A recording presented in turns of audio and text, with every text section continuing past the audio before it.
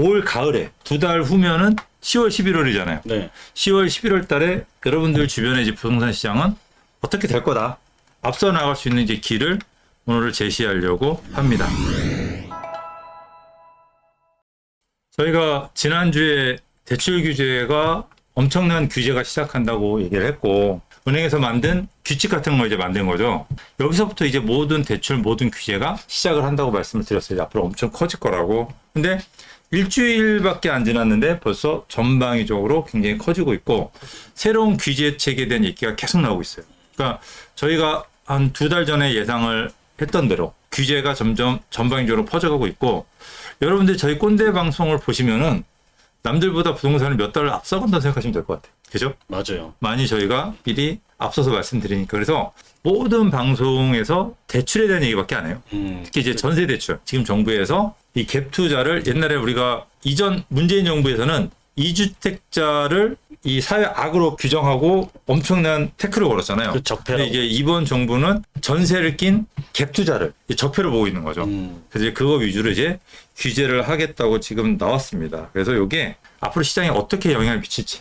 요 대출 규제의 내용 조금 더 설명하시겠나요? 네, 일단은 주담대, 그러니까 지금 이제 집값을 잡는 게 목적이었어요. 정부가 처음 이렇게 규제를 시작한 게, 특히나 서울의 집값이 계속해서 굉장히 빠른 속도로 올라가고, 뭐 2021년 미쳤다는 가격을 넘어서는 신고가들이 계속 나오고, 또 이게 처음에는 이제 25개 자치구 중에서 4개 구였다가 10개 구로 늘었다가 25개 자치구 전체가 다 이제 상승 전환되는 이런 지표와 통계 자료가 나오다 보니까 정부가 이제 급해진 거예요. 특단의 조치라고 내놓은 게 이제 대출, 전세자금 대출을 안 내준다. 지금 처음에는 이 은행들 중에서 국민은행하고 신한은행, 우리은행이 먼저 시작을 했어요. 그래서 조건부 전세 대출을 강화한다. 강화하지만 실제로 안 해준다는 거예요. 근데 여기에 신한은행, 기업은행, 제일은행, 거기다가 인터넷은행까지 지금 현재 이 1주택자, 다주택자한테 대출을 아예 잠궈버린다라고 나온 거죠. 갭 투자자를 이제 적폐 또는 집값을 밀어 올렸다라는 주범으로 지목하고 있는 거잖아요.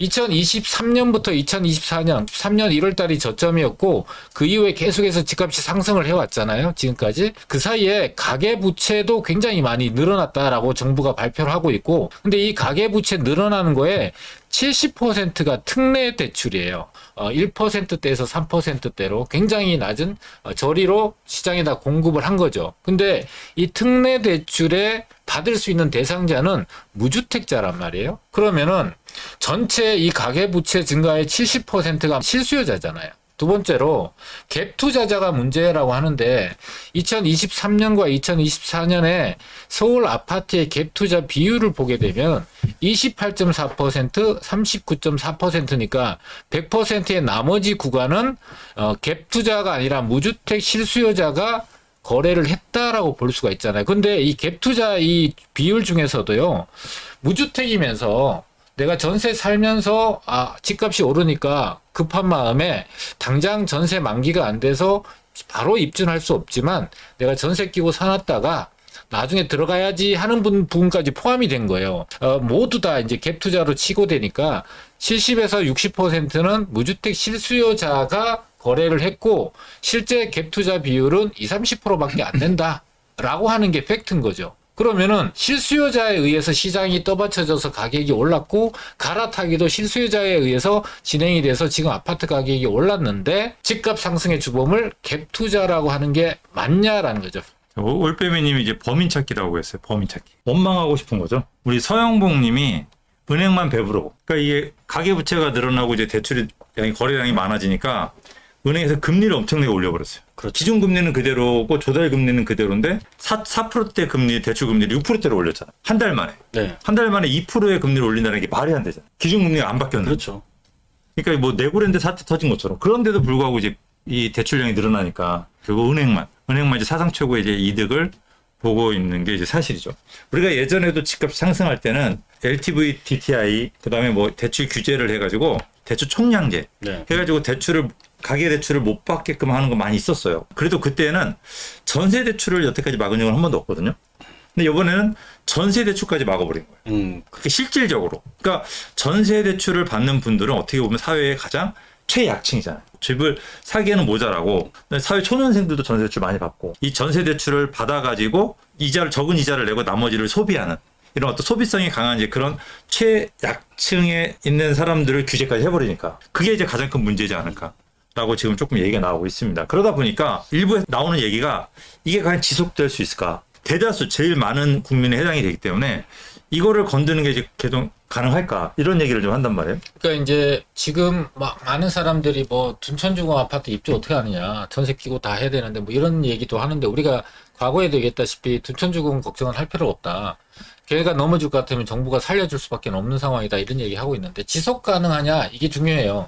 정부가 집값을 잡기 위해서 여러 가지 고심을 해서 내놓은 게 주택담보대출 규제 중단, 그다음에 전세자금 대출 중단이 나왔잖아요. 근데 전세자금 대출이 중단이 되냐라는 게 그냥 우리가 막연하게 이거 오래 가지 못할 거야, 시장 반시장적인 정책이야 이렇게만 얘기할 게 아니라 좀 근거를 갖고 얘기할 필요가 있는데요. 제가 요거 한번 보게 되면은 국책 연구기관인 한국개발원에서 규제의 영향 분석에 관한 연구 보고서가 최근에 나왔어요. 그래서 부동산 대출 규제의 효과는요. 시장이 과열될 때는 이 대출 규제를 아무리 해도 의미가 없다라는 연구 보고서 결과예요. 그리고 이 대출 규제 효과는 단기간에 효과가 있을 수는 있어요. 언발의 오줌 누기식으로. 근데 길어야 6개월 이상을 가지를 않는다라는 이 국책연구원의 연구 결과를 토대로 첫 번째 이유고요. 두 번째로는요. 지금 현재 제일 먼저 시작한 은행이 뭐 우리은행, 신한은행, 국민은행이잖아요. 근데 국민은행이 이 전세대출 규제를 한다고 하니까 그 규제가 시작되기 전에 대출을 받아야겠다라고 막 몰려버린 거예요. 그래서 국민은행 앱이 먹통이 될 정도로 대기가 4만 명, 뭐 3시간 이상 기다 이런 사태가 벌어지는 대혼란이 이루어졌는데 내용을 보니까 국민은행은 이 조건부 전세 대출 규제를 10월 말까지 한시적으로 운영할 계획이라고 합니다. 왜 그러냐 하면은 이 은행권의 주 수입원이 주택담보대출과 전세대출이 수입원이에요. 근데 정부의 눈치나 또는 금융감독원의 눈치를 보기는 하겠지만 사업을 이어가는 은행권, 금융권이 사업의 주 수입원을 내가 손 놓고 도저히 용납할 수가 없기 때문에 지금은 눈치본이라고 엎드려 있지만 뭐 알게 모르게 살살살살살살 이제 완화되면서 풀어나갈 계획을 갖고 있는 겁니다. 그래서 10월 말까지 한시적으로 풀겠다. 또 이거의 내부의 뜻은요. 11월부터 둔촌중앙 아파트 입주가 예정이 돼 있거든요. 그때 풀어주고서 둔촌중앙 아파트부터는 이제 전세를 끼고 입주할 수 있도록 만들겠다라는 게 이 속뜻이 있는 거예요. 그래서 지금 당장 정부가 가계대출이라든지 집값을 잡기 위해서 대책을 내놓으니까 그거에 발맞추는 모습을 보여야 지 그렇지 않으면은 제재를 받을 수도 있다라고 되니까 빠르면은 10월 말, 그러니까 앞으로 2달 정도만 이 사태가 유지가 될 거고 그 이후에는 풀릴 가능성이 상당히 높다라고 볼 수가 있고요. 마지막으로 여기 써놓지 않았지만은 역대 정부 어느 정부를 막론하고 수요 차단 정책을 다양한 방법으로 썼어요. 세금을 많이 부과한다거나 또는 거래를 할 수 없도록 토지거래 허가구역이나 뭐 이런 것들 지정을 하면서 또 총량제를 지정하면서 했었는데 결과적으로 어떻게 됐냐면 모두 다 실패를 했습니다. 그리고 잡으려고 노력했던 게 오히려 가격을 밀어 올리는 결과를 나왔다라는 거를 반면교사 삼아야 되지 않을까. 이런 것들이 나왔다고 해서 그 멘붕이 돼서 제대로 된 이성적인 판단을 놓치지 마시고 지속 가능하고 계속해서 유지가 될 수 있느냐 를 한번 보신 다음에 대책으로 인해서 시장이 그 다음에 어떤 효과가 나오고 시장 변화가 어떻게 될지를 예측한 다음에 대응할 필요가 있는 그런 시점이다라고 생각이 되고, 그러니까 이게 지금 그 정부가 제가 봤을 때는 약간 당황한 것 같아요. 순식간에 가격을 띄워버리니까 어떻게 해야 될지를 지금 모르는 것 같아요. 그리고 이제 부동산 시장에 정부도 전문가가 없어요. 전문가들은 전부 어디냐? 유튜브에 있어요. 정부에는 정보가 없잖아요. 그래서 부동산을 그 사람들 사고 파는 사람들도 아니고. 저는 이렇게 생각해요. 지금 서울의 집값을 이렇게 무조건적으로 전방위적으로 대출을 막는다고 하는 건 이게 얼마나 잘못된 건지. 그래서 이제 상급지의 부동산 가격은 좀 잡을 필요는 분명히 있어요. 근데 중하급지의 부동산 가격은 지금 정상화가 되고 있는 거지 상승하는 폭등하는 게 아니거든요. 그렇죠. 왜냐하면 옆에 새 아파트 공급 원가가 이제는 물가가 뛰고 땅값이 뛰다 보니까 공급 원가가 15억이에요. 근데 기존의 아파트가 10억에 거래됐단 말이에요. 이건 말이 안 되잖아요. 새 아파트 15억, 기존 아파트 10억이면은 거기다 새 아파트 못 짓습니다. 그럼 기존 아파트가 12억에서 13억까지는 올라와 줘야 돼요. 그래야 새 아파트 15억이 공급이 되면서 가격 안정화가 되는 거거든요. 그러니까 10억짜리 하락을 해서 10억이 된 게 12, 3억까지 뛰는 거는 이건 정상화란 말이에요. 근데 이 정상화를 보고 지금 놀란단 말이죠.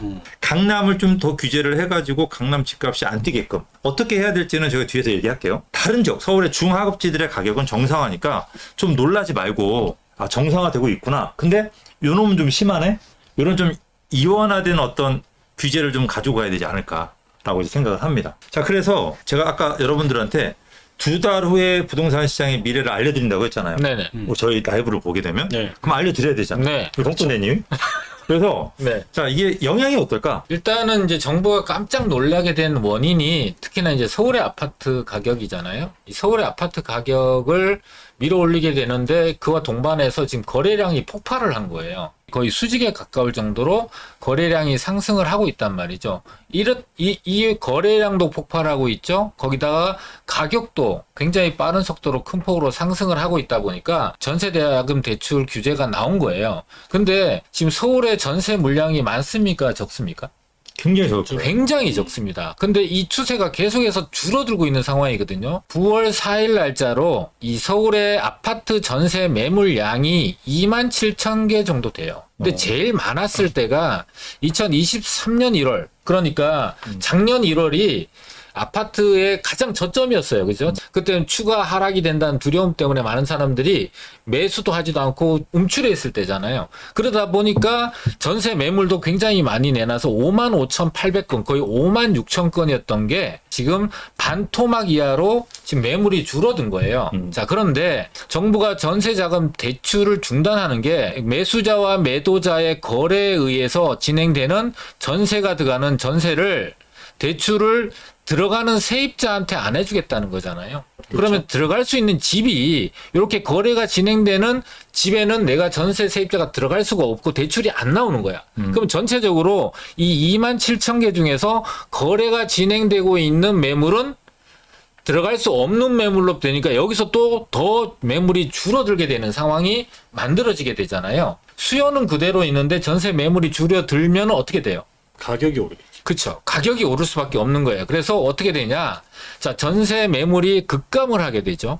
근데 전세 수요는 있을 수밖에 없어요. 그러니까 길바닥에 나앉아서 살 수는 없잖아요. 그러니까 전세가가 상승을 하게 돼요.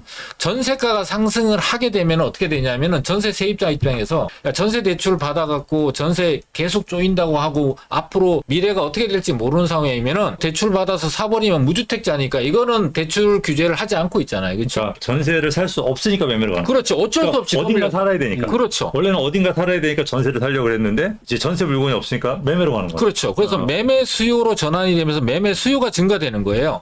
자, 그러면은 정부가 가장 큰 목적으로 두고 있는 게 집값을 잡는 거예요. 서울의 아파트 가격을 잡는 건데 매매 수요가 증가되면은 지금 공급이 없잖아요. 그리고 2026년, 7년, 8년에는 서울의 주택 공급 자체가 거의 소멸이 될 정도로 없는 상황인데 그러면 수요가 늘어나면은 물건은 없다. 그럼 어떻게 돼요? 집값이 상승하게 된다는 거죠. 그러니까 정부의 목적은 집값을 잡는 건데 그래서 전세 대출을 안 해줬더니 결과적으로는 이런 상황이 돼서 이게 악순환이 계속해서 일어나게 되는 상황이 만들어지게 되는 게 이 지금 현재 전세 대출의 가장 큰 문제점이라고 볼 수가 있는 거죠. 일단 지금의 전세 대출 규제는 전세 매물 부족으로 이어질 가능성이 높다. 그렇죠. 그리고 이제 전세 매물 부족이 일어나면은 그 뒤에 어떤 상황이 벌어지는지는 여러분들이 지금까지 경험으로 그냥 생각하시면 될 것 같아요. 그렇죠. 문제는 이거예요. 여기 누가 쓰셨는데 올빼미님이 그럼 전세가 없어지는 건가요?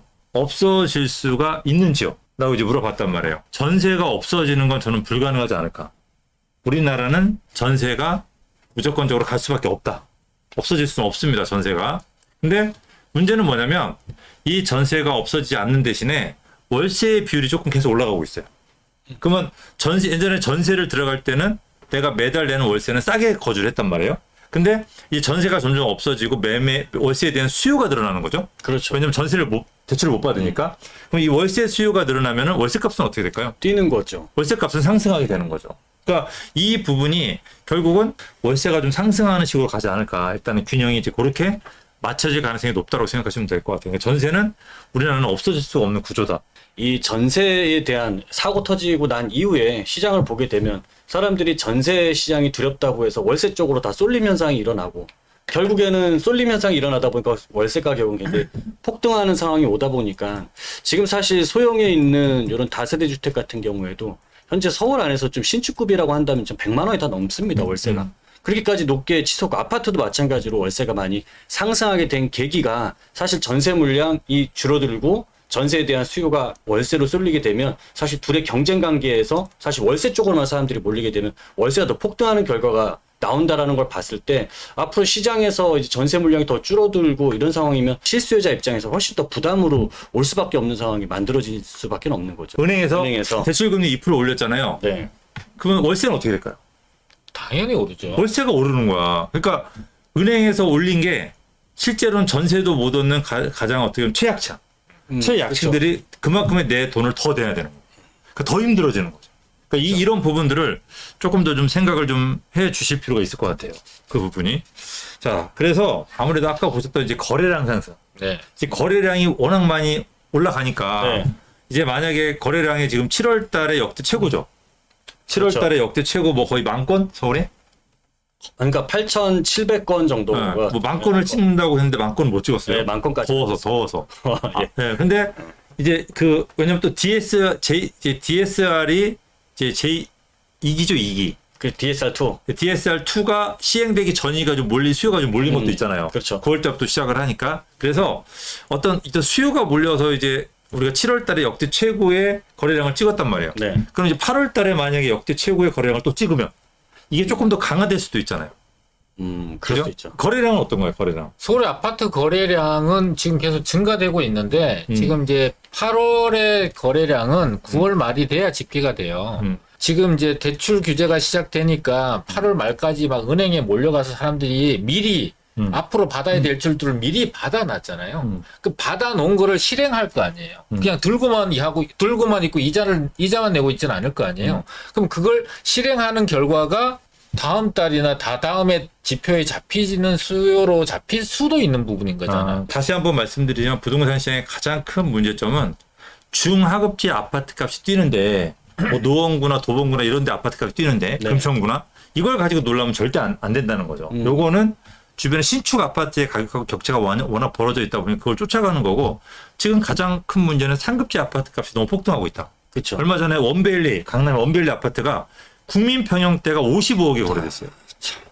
55억은 웬만한 사람들이 평생 모아도 못 모으는 돈이에요. 그렇죠. 그죠? 그리고 우리가 옛날에 평당 1억 간다, 1억이 갔을 때 33억인데, 이제는 좀 있으면 평당 2억 가게 생겼어요.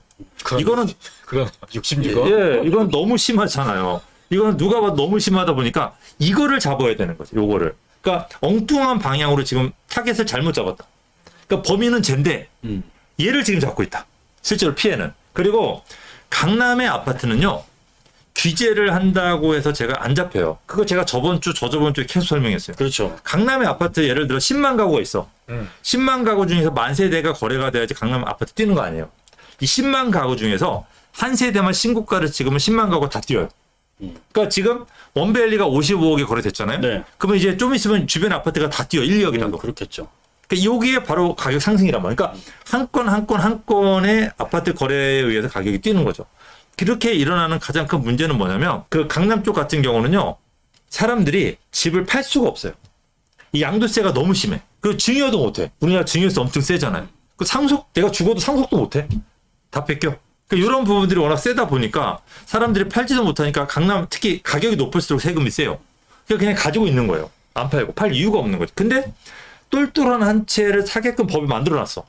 그러니까 모든 사람들은 똘똘한 채로 몰려가는 거야. 그게 누구예요? 그게 여기저기 다 팔아서 뭘 사요? 강남의 아파트를 사는 거예요. 그게 계속 신고가를 찍는 거지. 그러니까 이런 똘똘한 한 채를 살 수밖에 없는 법 체계를 빨리 바꿔야 돼요. 그 강남 사람들이 한 채 팔고 55억짜리 팔고 10억짜리 4개를 사는 게 훨씬 이득이다. 이런 이미지를 심어줘야 돼. 차라리. 그러면 강남의 아파트는 조금 조정되고 다른 지역의 아파트 값 쫓아오고 이래서 균형을 맞추는 수밖에 없는 거예요. 왜냐면 이 화폐가 많이 풀렸기 때문에 이 화폐의 가치가 그만큼 떨어졌기 때문에 인플레이션은 어쩔 수 없는 거예요. 이거는 뭐 지금 뭐 나라님도 조정 못해요. 이 부분은. 그렇죠. 나름대로 이거 조정하려면 우리나라 경기가 완전 망가져 버려요. 이미 올라가거나 파월도 조정. 파월도 못하고, 그렇죠? 바이든도 못하고, 트럼프는 더 못해. 그러니까 이제 그런 부분들이 얘는 망나니야. 있거든요. 그래서 이런 부분들 때문에 이 좀 뭐라 그럴까요? 똘똘한 한 채를 가져갈 수밖에 없는 구조를, 그러니까 이 쥐를 고양이를 한쪽에 몰아놓은 거 이렇게. 그러고서 물지 말라고 하니까 배고픈 고양이를. 이게 모든 이 원흉을 해결하는 방법은 공급밖에는 없어요. 그 고사님께서 요즘은 김현미는 뭐하나 이렇게 물어보셨거든요. 김현미가 제일 하고 싶어하는 게 아파트를 빵처럼 찍어내고 싶잖아요. 그래서 지금 아파트 모양의 빵을 찍어내고 있다고. 아니 제가 그래서 네. 아니 그래서 죄송합니다. 아니, 아까 그거 보고서는 네네. 우리 김현미 장관을 빨리 다시 장관으로 임명해서 아파트를 빵처럼 찍어내게 하자. 그러고 싶었던 거예요. 그러니까 일종의 한 명언이죠, 명언. 네. 이거는 제가 봐도 한 10년 갈 것 같아요. 그러니까 네. 네, 저도 이제 아파트를 못 찍어내니까 아파트 모양의 빵을 찍어내고 있지 않을까 생각을 하고 있습니다. 공 교수님이 좀 멍뚱해요? 한 달 만에 웃긴 것 같아요. 라이브에서 한 달 만에. 그죠? 성공했는데 한 달 만에. 아, 네. 처음으로 재밌는 한 번 얘기. 성공하면 두 번, 세 번 하겠죠. 뭐. 네. 네. 기대하겠습니다. 네, 앞으로 재밌는 사람이 되도록 하겠습니다. 재밌는 용어를 빵처럼 찍어내주십시오. 고사님께서 이 힌트를 주셔갖고 제가. 네. 자, 그래서 이 대출 규제에 의해서 결국은 부동산 값이 이렇게 흘러갈 수밖에 없다. 네. 그죠? 일단 아무래도 대출 규제가 들어오게 되면은 어쨌든 단기적으로는 여기 수요들도 사실 움찔거릴 수밖에 없고 이 거래량에도 사실은 어떤 일부분에 영향을 줄 수밖에 없다 보니까 거래는 분명히 줄어들 수 있다라고 생각은 합니다. 그런데 지금 현재 시장을 보게 되면 강남, 서초, 송파 같은 경우에는 그동안에 거래량도 굉장히 많았고요. 그다음 예, 실제로 이 지역의 가격 상승도 사실 굉장히 많이 일어났는데 사실 지금 현재 같은 상황에서는 좀 거래가 많이 좀 주춤해졌습니다. 강남, 서초, 송파 지역들도. 근데 이 거래가 주춤해진 이유를 보게 되면 사실 가격 상승이 가장 큰 역할을 했다라고 볼 수 있고 가격이 그만큼 오르다 보니까 아무래도 매수자 입장에서도 지금 그 지역으로 달려 들어가기에는 일단 자금 부족이라든지 이런 문제들이 같이 있는 상황에서 지금 뭐 대출까지 막혀 있는 상황이다 보니까 수요층들도 강남 쪽으로 바로 다이렉트로 들어갈 수는 없는 상황이 돼 있는 거죠. 그래서 강남, 서초, 송파 쪽에 이제 거래량들이 좀 주춤해진 상황인데 추석 이후에 되게 된다면 사실 강남, 서초, 송파처럼 이제 고가의 아파트보다는 이제 상대적으로 이제 중하급지에 있는 아파트들 같은 경우에는 아직까지도 고점 대비했을 때 80% 정도 수준으로 있는 지역들이다라고 한다면은 이 지역들은 상대적으로 실수요자들이 들어가기에도 가격 부담도 상대적으로 좀 낮고요. 그 다음에 현재 뭐 9억 이하라든지 저금리로 대출을 받을 수 있기 때문에 저는 이런 부분들을 활용해서 오히려 중하급지에 있는 아파트들의 거래량들은 오히려 연휴 이후에는 좀 더 증가할 수 있지 않을까 저는 이렇게 생각됩니다. 자, 여러분들 이제 한 가지 간단하게 기억을 하셔야 될 거는 자, 대출이 막혔어요. 대출을 받을 수 있는 한도가 줄었어요. 3억을 가지고 있어요. 현금 3억. 7억을 대출 받아서 10억짜리 아파트 살려고 그랬어. 근데 7억에 대출 나오던 게 4억으로 줄었어. 그러면 현금 3억에 대출 4억이잖아요. 그럼 어떻게 할까요? 그러면 7억짜리 아파트를 사러 가는 거죠. 그렇죠. 그러니까 지금 전부 다 이제 하향 지원. 내 성적이 생각보다 많이 안 나왔어. 이제 수능을 봤는데 그럼 어떻게 해야 돼요? 스카이를 못 가야지. 서울대 포기해야지. 네. 서울에 있는 대학교 포기해야지. 어떻게 해야 돼요? 조금 낮은 학교로 갈 수밖에 없는 거죠. 그러니까 이제 그런 쪽으로 이제 지원을 하는데 그냥 지원을 안 하겠죠. 사람들이 바보가 아니니까 좀 새 아파트가 몰려 있거나, 그러니까 새 아파트가 상대적으로 저렴하거나 아니면은 좀 개발 호재가 있는 그런 중하급지, 이제 뭐 노원구라든지 얼마 전에 뭐 강원대역 같은 경우는 이제 착공 들어가잖아요. 네네. 역세권 개발 뭐 그런 호재가 있는 지역들 위주로 좀 아니면 은평구 쪽에 뭐 어떤 GTX가 들어서는 지역이라든지 이런 쪽으로 호재가 있는 지역으로 몰려갈 가능성이 굉장히 높다라고 해서 여러분들은 이제 중하급지의 새 아파트 이거는 저희가 지속적으로 말씀드려서 이미 저희가 말씀드렸을 때부터 10% 이상 올랐어요. 근데 아직도 20% 정도 오를 여지가 있어요. 근데 여러분들 이거 무시해 항상 저희 말을. 아닐 거라고. 아니에요. 지금 올랐어요. 근데 더 오를 여지가 지금 있다라는 거죠. 그래서 그냥 또 하면 안 되고 이 중하급지 중에서 신축 또는 호재가 있는 지역들에 좀 낡은 아파트, 재건축 호재가 있는 그런 개발 호재가 있는 지역의 재건축 아파트 이런 쪽으로 수요가 몰릴 가능성이 굉장히 높다. 그러고 또 하나 있죠. 이 대출이 안 나오면은 우리가 아파트 살 사람들이 중하급지 아파트를 살 수 있는 사람들이 못 사잖아요. 그죠? 그럼 어떻게 할까요? 그럼 이제 비아파트 같은 아파트가 경우도 될 놈을 사겠죠. 이제 비아파트를 사게 되는 거죠. 네. 그러니까 이제 비아파트를 사는데 이 비아파트를 또 중하급지로 가진 않아요. 그렇죠. 그렇죠. 그러니까 잘 기억하셔야 돼요. 아파트를 투자할 수 없다고 해서 중하급지 비아파트를 사는 게 아니라 중상급지. 왜냐하면 개발 호재가 이 중상급지에 몰려 있거든요. 입지적으로 우월성을 갖고 있는 중상급지의 비아파트 쪽으로 수요가 또 이동을 하는 것. 이것도 풍선 효과죠. 이렇게 되니까